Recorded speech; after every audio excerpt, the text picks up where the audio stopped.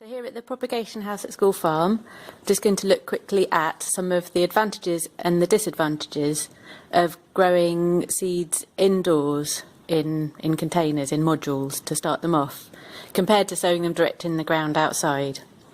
So we're here in late March, and one of the first advantages is quite clear.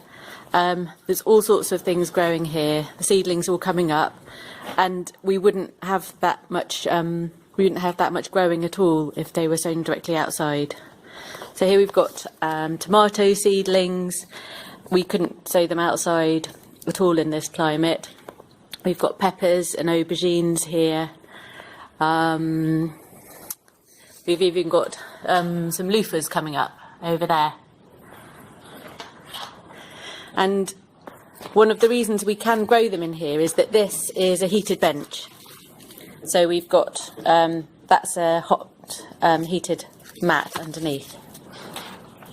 We've also got lots of things that aren't on a heated bench, but we can still get them going a lot earlier than we could if we were sowing them direct outside.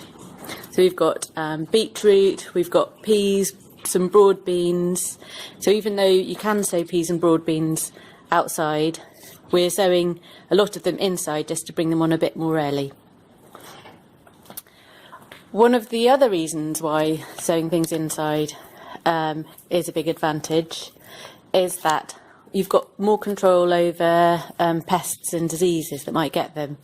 So broad beans, got here, we have sown broad beans outside. I think some of you actually sowed them, but we've got a backup here because the mice will probably get some of the broad beans that are sown outside. So we've got a bit more control over the mice in here. We do sometimes set mouse traps, but we've actually got a stoat that seems to be catching the mice at the moment, so we haven't had any problems.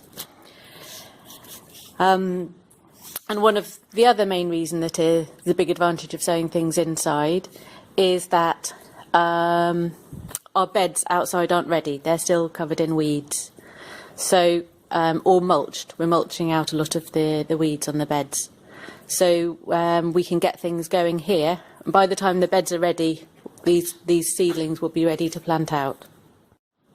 So now we wanted to look at some of the disadvantages or some of the challenges of growing things indoors, ready to plant out.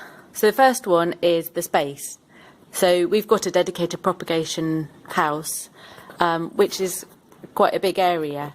Not many even farms or market gardens would have such a big propagation house, and if you're growing things at home, you're then limited often to windowsills or a small greenhouse or conservatory. Second one is the cost. So you're paying extra, so you're buying in, unless you're using leaf mould, you've got a good source of leaf mould, you're buying in compost.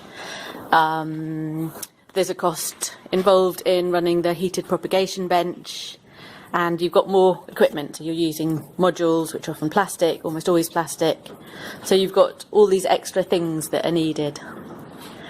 The third one is the time that it takes. So you're spending, so compared to sowing things direct in the ground, you're taking extra time to sow them inside and then plant them out. So you've got more stages in the process. And kind of linked to that, each time there's also an extra stress for the plants. So you're sowing them inside in this lovely protected environment where they're sort of away from the wind, they're protected from pests and diseases, and they've got everything they need.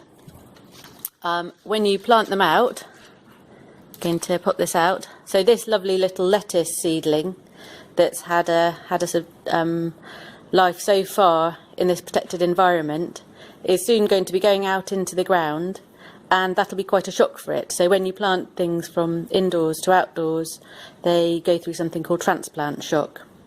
So there are ways around that, but that's another sort of disadvantage or something, a challenge to growing things indoors.